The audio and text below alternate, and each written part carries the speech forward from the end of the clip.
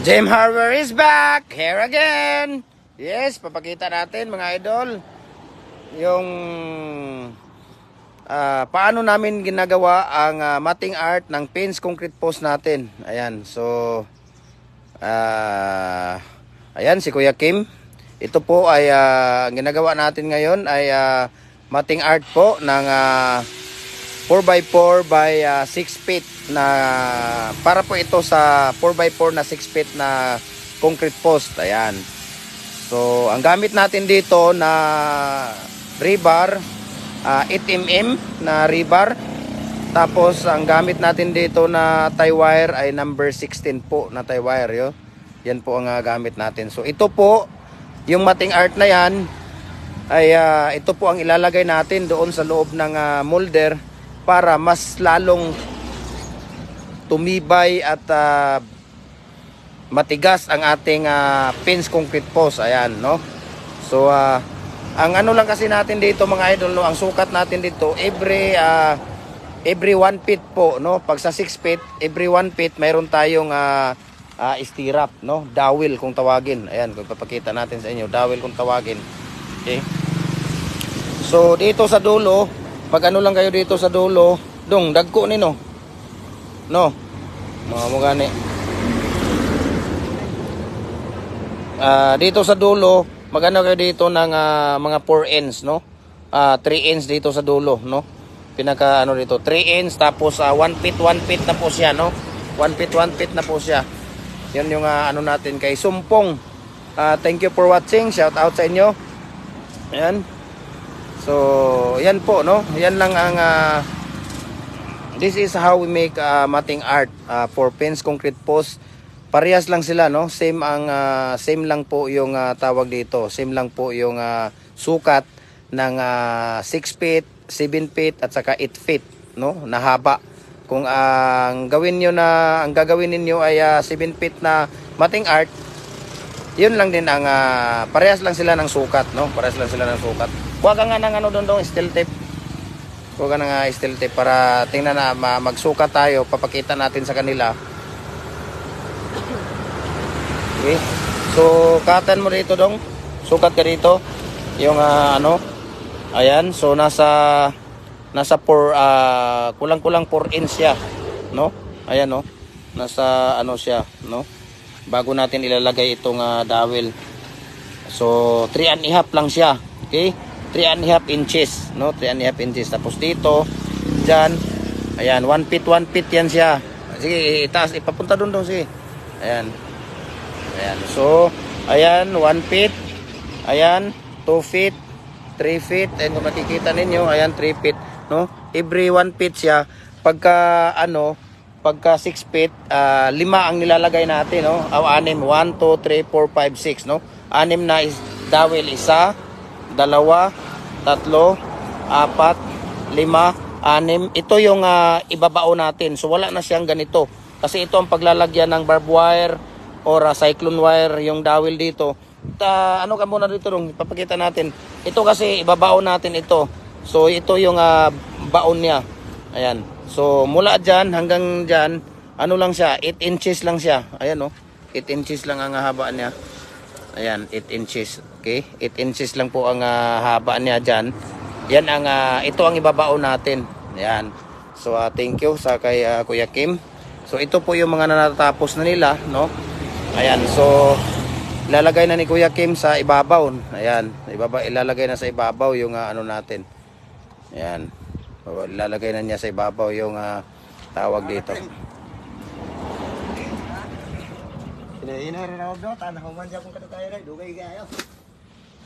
Ayan. So actually, mayroon tayong mga delivery ngayon. Ayan, no. Ito kasi yung matulis na ano, ayan, yung matulis. Yan po ang ano natin, yan po ang ibabao, no. Ito yung ibabao natin. So hanggang dito, no, kahit hanggang dito, walang problema. Mga 2 feet, ang almost 2 feet ang ibabaon. So walang problema, no. So ito po, no, quality. Talagang kung gusto ninyo na quality ang gawa ng pins concrete post, kung makikita ninyo, ayan sa harap, no, ang dami nating stock ngayon, 6 feet at saka 7 feet, no. Hindi tayo gumagawa ng 8 feet, no. Special ano lang, Pag may mga order tayo na 8 feet, doon pa tayo gagawa. Dahil ang pinaka fast moving talaga sa lahat ay ano lang siya. Ayan, yan mga pins concrete post natin. 6 feet lang siya, no? 6 feet lang siya. So, ayan, kung makikita ninyo yan dyan, ayan yung pins concrete post natin. Yan yung paggawaan natin. Kung nakikita ninyo, yung may mga sako na bubong. Tapos, doon sa likod, ayan, paggawaan ng culvert natin dyan. Okay? Yan ang mga paggawaan natin ng culvert, no? Ayan. Ayan, paggawaan natin ng culvert. So, balik tayo dito sa kay Kuya Kim. Tingnan natin yung, ayan, tapos na pala si Kuya Kim. Ayan, so, tingnan natin ulit kung paano niya ginagawa. Okay? Umpisa. Tingnan natin sa umpisa. Paano ginagawa ni Kuya Kim yung tawag dito.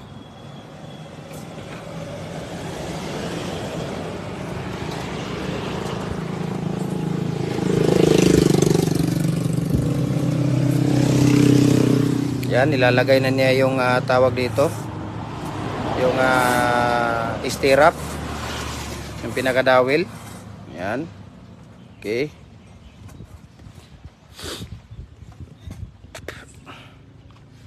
Tapos mag-aano na siya.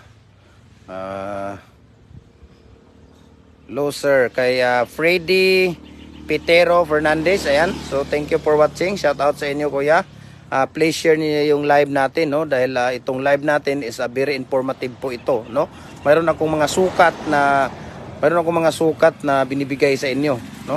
Mayroon akong sukat na binibigay sa inyo. Mayroon akong tawag dito kay Freddy Pitero Fernandez. Ayan, so thank you for watching sa inyo, idol. So ngayon ipapakita naman natin sa inyo kung paano namin ginagawa itong parang Y siya na itong dowel. So punta tayo doon sa pagawaan, no? Punta tayo dito dahil nandito si Kuya Jopre gumagawa ng tawag dito. Ayan. Dito si Kuya Jopre. So tingnan natin. Hindi nakikita. So balik tayo dito sa kabila. Balik tayo dito sa kabila para maipakita natin sa inyo ang paggawa. Okay? Yan po. Oh, see? So, ganun lang, no? Ganun lang ang pagkagawa ng parang dawil niya. Yan.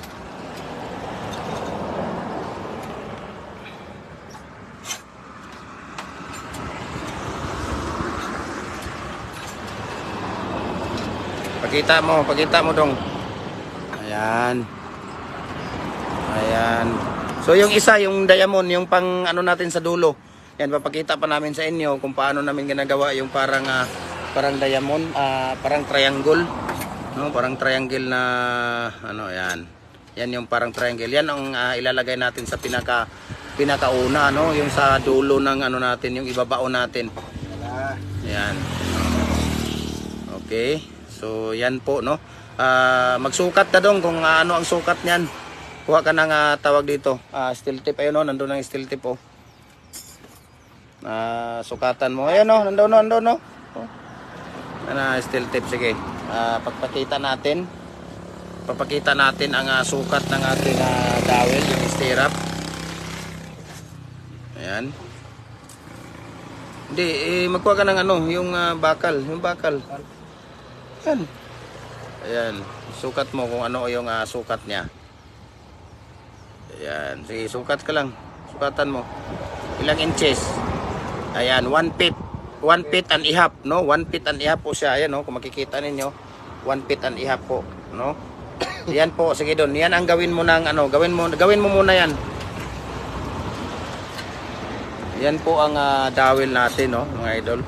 Ayan, kita niyo.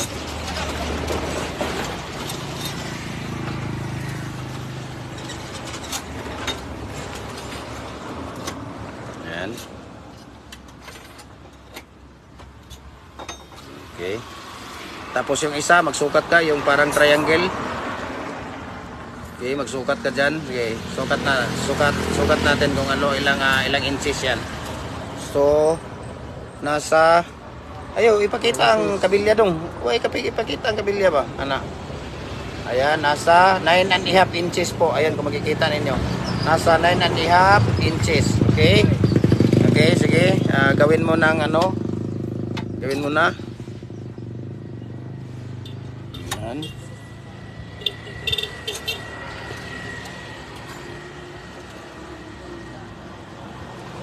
Ayan, pakita mo. Ayan. So, thank you so much kay Kuya Jopre. So, balik tayo dito kay Kuya Kim. Ayan na. Naglalagay na dito si Kuya Kim. So, ganun lang po mga idol, no? I-share ninyo yung live natin dahil hindi man tayo nakakatulong sa ating mga kapwa Pilipino, no? Kahit na nasa ibang bansa nga bumibili ng molder dito, bumibili ng ano sa atin, no? Hindi man tayo nakakatulong sa ating mga kababayan financially. On this kind of way, nakakatulong tayo sa kanila dahil kung gusto nilang gumawa ng fence concrete post, no, at least mayroon tayong na-share at nakikita nila kung paano natin ginagawa ang proseso natin, no. Ayan, tapos na. So, ang pinaka-importante dito mga idol, no, bago kayo gumawa ng fence concrete post, ang unahin ninyo dito ang paggawa ng mating art dahil ito matagal Matagal ang paggawa ng mating art, no? Sa isang araw pag ready na yung mating art natin, yung itong ginagawa nila, pag ready na ito, nasa mga anim na bag, no? 6 na bag ang magagawa nila sa isang araw sa 2 tao. So 6 na bag dahil ang paghugot natin ng molder every 18 minutes, no? Pag kagaya nito tag-init, ayan kung makikita niyo, tag-init, no? Ang molder natin bago natin tanggalin nasa 15 to 18 minutes, no? Pinakamataas na yung 20 minutes. Pwede na nating hilain, pwede na nating hugutin yung tawag dito, yung molder. Pinakamataas na yung 20 minutes. Pag makulimlim naman ang panahon, yung walang init, talagang walang init na parang makulimlim siya, ang pinakamataas po ay 25 minutes to 30, no? Pwede na natin tanggalin at hugutin yung molder natin. Ayan. So, importante dito, no? Importante dito talaga ay magagawa kayo ng mating art, no? Ang pinakauna ninyong gawin dito, mating art. Yan ang talaga ang pinakauna ninyong gawin, yung mating art. Dahil matagal po ang paggawa ng mating art dahil magpuputol pa kayo ng mga tawag dito, magpuputol pa kayo dito ng mga rebar. So, kailangan pag maramihan, para hindi kayo lugi, kailangan mayroon kayong bar cutter, no? Bar cutter talaga dapat ang bilhin ninyo para hindi kayo lugi sa hindi kayo malugi kung gamitan nyo ng tawag dito, yung grinder or gamitan nyo ng blade. Nako, mahal po ang cutting days at saka mahal ang grinder. Mas maganda mayroon kayong bar cutter, no? Pinaka-importante doon, no? Bar cutter. Ayan. Pinaka-importante, mayroon kayong bar cutter. Tapos, ang gamitan lang ninyo ng grinder, yung cutting disc, pagka-cutting, yung itong tie wire na lang, no? Itong tie wire, no? Ginagamitan natin ng cutting disc yan dahil magka-cutting tayo doon. So, dapat yung 6 inches, no? 6 inches na cutting disc ang gamitin natin para hindi naman tayo lugi, no? Sa So, paki-share lang po yung live natin mga idol, no? Masaya na ako doon. Sabi ko nga sa inyo, lahat po ng mga concrete products namin, sabi ko noon nung ako'y nagsimula na nag-business, sabi ko nahirap pala talaga itong tawag dito yung concrete products, no? Dahil lahat ng concrete product po ang pinapasukan ko, no? Lahat ng bricks, hollow blocks, decorative, mga precast, baluster, lahat po, culvert, fence concrete post, yan, pinapasukan ko po lahat ng business na yan. Kaya sabi ko mahirap talaga, no? At saka iba talaga yung original na molder, no? Dito lang talaga sa Cagayan de Oro yan ang gumagawa ng original molder. Ayan, dito lang talaga sa Cagayan de Oro ang gumagawa ng original molder. Dong, asikasuhasan ni si Kuya Dong. Mulakaw ra bata. Unsay mo? Ayan, iba talaga yung original molder, no? Na kay Lanredip. Upgrade Lanredip, sir. Dati 14k ang itols, bakit naging 16k na? Nagmahal po yung kuya, nagmahal po yung tawag dito, yung plate. Nagmahal yung plate. Tapos yung arawan ng tao nagmahal din. Nag-increase sila. Kaya nag-increase din yung natin, yung molder. Actually, wala man akong tubo diyan. No, ayan yung mga pins, yun ang mga ano natin, mga bricks natin, no. Ayan. Wala tayong tubo diyan, tulong ko lang sa inyo 'yan, no. Sa halip ako pa ang nagasolina, ako pa ang nagpa-process ng mga ano nyo pupunta sa fabrication. Ako ang nag-aano doon. Ayan, tulong ko na sa inyo 'yan. Wala po akong tawag dito. So, ano sa inyo, kuya? Kahoy? Kahoy.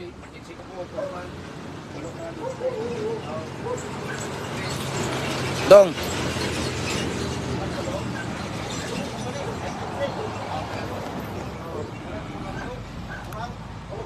Gwapo gina. Gwapo na. So, yan po, no? Yan po yung paggawa natin ng Sa ako angkas dong. Ipalapos niya. Oh, ipalapos kay. yan, so tapos na, no? Si Kuya Kim. Yan. So, ganun lang po mga idol, no? Ang paggagawa natin ng mating art, no? Ganun lang ang paggawa natin ng mating art. So, kailangan lang talaga dito ay ang minsan sa ating mga tauhan, kailangan tayo mag-orient sa kanila, no, araw-araw. Mayroon tayong puntahan natin yung pagawaan, ayan, kausapin, especially doon sa mga bricks, especially doon sa mga hollow blocks, no, kasi minsan yung mga tao natin, no, hindi natin maiwasan na nakainom, no, kinabukasan instead na 5 beses na ibaliktad yung pagmimix ng sand at saka yung cement kasama yung molasses, 2 beses na lang. So mangyayari doon ampaw, no, ampaw po. Ampaw yung ano natin. So kailangan lang talaga, wag naman pagalitan ganyan, no. Iba kasi yung ano dito. Pagka kasama natin sila sa buhay, yung mga trabante natin, no. Payo ko lang sa mga kagaya ko nga na mga businessman, no. Wag naman silang minsan magalit. Nandyan yung ano natin na magagalit sa kanila, pero minsan i-ano natin sa lugar, no, na yung sila lang, yung walang ibang tao, walang mga ibang customer na ano, para na nabigyan naman natin ng ano sila. Yun lang yung mga payo ko na ano, dahil based on my experience, no. Sir, 2 set 8 holes, may discount po ba? Sabi ni Ugrid Lanridip. Ay, binaliktad mo kasi pangalan mo, kuya, eh. Ayan. Actually, idol, sinasabi ko na nga sa inyo, wala nga po akong tubo dito, no? So, yung presyo na binibigay ko sa inyo, hindi nga ako nagbibigay ng presyo dito, nagla-live, dahil pag busy ako, hindi ako kukuha ng order ninyo, ibibigay ko kayo kay Kuya Mimer, yung mismong gumagawa ng molder, no? Siya mismo. Pagka mas mahal po sa kanya, dahil mayroon siyang sariling presyo, standard price po niya yon. Pag ako naman ang nag-order sa kanya, mayroon akong discount sa kanya. So medyo mura ako. Medyo mura ang ano ko. Pero hindi sa lahat ng araw na nagkumukuha ako ng order ninyo. Pag hindi lang ako busy, ako mismo ang kukuha ng order ninyo. Ako ang magpa-process. Pero pag busy ako, ibibigay ko yung number ni Kuya Mimer. Si Kuya Mimer mismo ang or si ate, no? Si Ate Sheila. Siya mismo ang magpa-process sa inyo, no? So, pag ako ang nagkuha kang Kuya Mimer, meron akong discount. Hindi na po ako nagdadagdag. Wala po akong tubo dito, no? Hindi ako nagpapatubo. Sa halip, tulong ko sa inyo 'yan ng mga followers ko. Kaya masaya na ako sa isang comment, sa isang reaction, no? Mag-heart lang kayo sa isang comment, isang reaction, or i-share ninyo yung live natin. Masaya na ako doon, no? At least marami tayong mga kababayan na ating natutulungan, no? Yun lang po ang ano ko sa inyo, no? Ayan si Kuya Ogred, no? Wala po tayong wala po tayong ibibigay na discount. Yan po ay discounted price yan, at malaking ano na yan, napakalaking discount po yan, no? Napakalaking discount. Ang na-discount ninyo yan, yung sa halls nasa 1,300, no? Ang na-discount ninyo kasi hindi na ako nagpapatubo. Ayan. So, kaya TD, how much detachable post 6 feet length? Dito sa amin, mura dito sa amin kasi magkatabi lang kami dito ng quarry, no? Ayan, yung sa likod namin, ano na yan siya dyan, yan ang quarry namin, no? Yun ang pinaka ilog namin dito. Galing sa ilog talaga ang buhangin na ginagamit natin dito. Tapos hardware tayo, siyempre. Gem Hardware, ayan. So wholesaler tayo ng cement, kaya mura lang yung poste namin. Yung 6 feet, 200 po siya. Tapos yung 7 feet, 230. Tapos yung 8 feet, nasa 270 po. Ayan. No?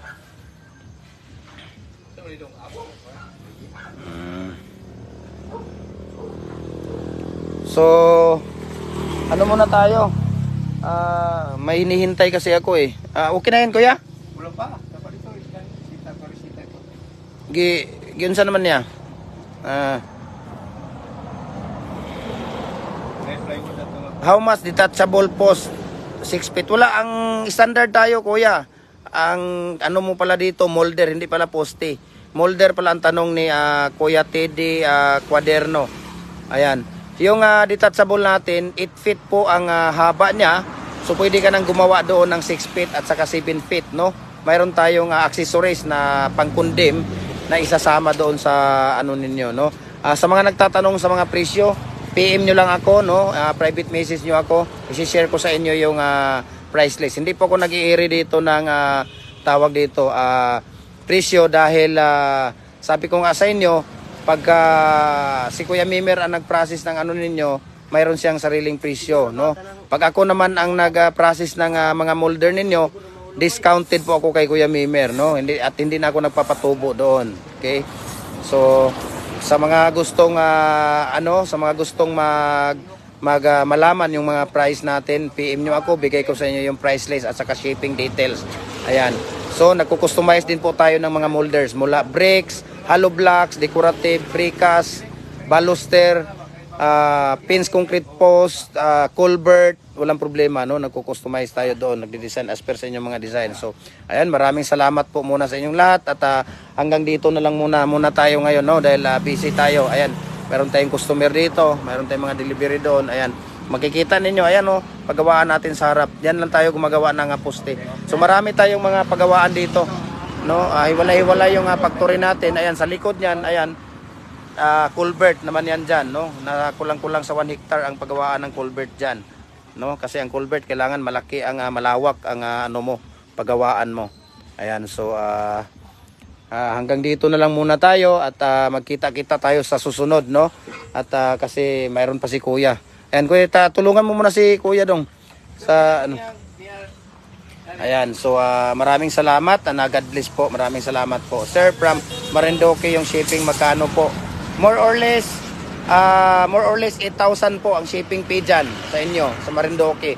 Depende pag medyo malayo kayo, mag-add-on lang kayo 200, 300 sa mga remote area. Ayan, more or less estimated lang po yan. Ayan, maraming salamat and God bless.